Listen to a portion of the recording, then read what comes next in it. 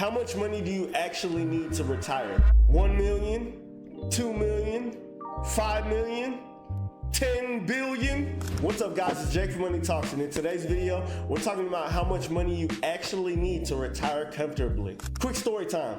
So I had an interesting conversation about money this week with an older gentleman who had been working in public service for about 25 years. This is a true story.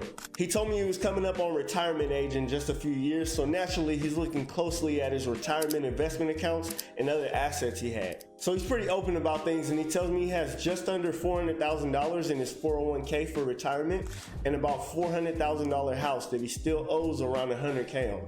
I mean, this dude's got a wife at home, kids going to college soon, and tons of monthly expenses including 2 vehicles and a mortgage. So I'm thinking that's just not where we want to be numbers wise this close to retirement. So that got me thinking, how much do people actually need to retire comfortably?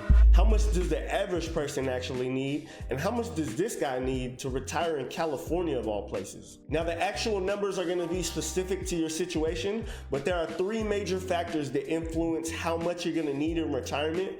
Those are lifestyle, longevity, and investment returns. So I'll break those down. By the way guys, I coach people on personal finance and getting their money situation together. So if you need help with getting your finances together so that you can retire comfortably, DM me on any of the socials for help organizing your finances and taking control of your money. So factor number 1 in retirement, lifestyle. We need to break down your monthly expenses, how much you're going to be spending every month, how much debt you have left, if any, where you'll be located, what your health looks like. That'll determine how much medical costs. The last thing you want to do is be left in a situation where your expenses outweigh your income.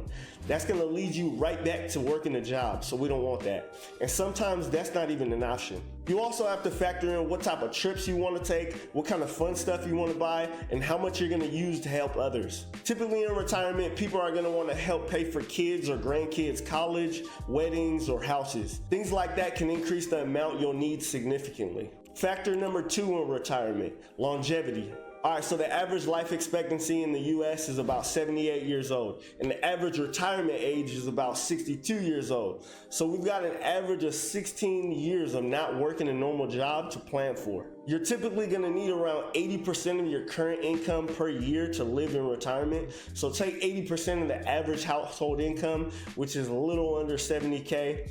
80% of that is about $56,000. Over 16 years, you need to be able to take out at least $896,000. So just shy of $1 million. That might seem like a lot, and it is, but if you're not currently investing for retirement, I hope you see these numbers and understand there's a high likelihood you will run out of money before you kiss the earth goodbye if you don't plan for it. And realistically, if you're taking care of your health, you may live a lot longer than that.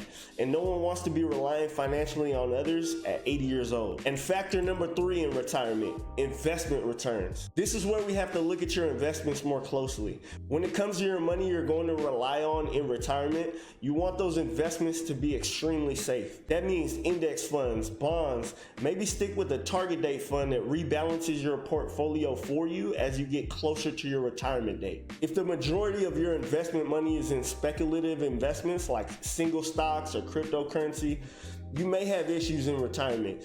You just don't have the time in the market anymore to make up for those risky investment losses. Basic index funds will get you an average of 10% return. Stick with that. The 4% rule has been used for decades, saying it's safe to withdraw 4% of your total balance each year without running out of money. That is based on a 30-year period though. So if you retire later, you can safely pull out a little more and you should still be all right. Likewise, if you retire earlier, you'll either need to take out less each year or have a higher total in your account. But of course, these are all averages, so better safe than sorry.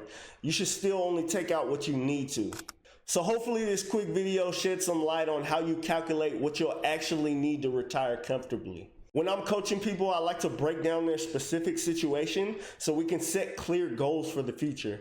That way you're not just dumping money into an unknown each month as you invest. So let me know down in the comments if you want to share your situation and what you think you'll need for retirement. And you can watch this video right here to learn why saving for retirement is important. Thank you for watching. Don't forget to like the video and subscribe, and I will see you in the next one. I'm out.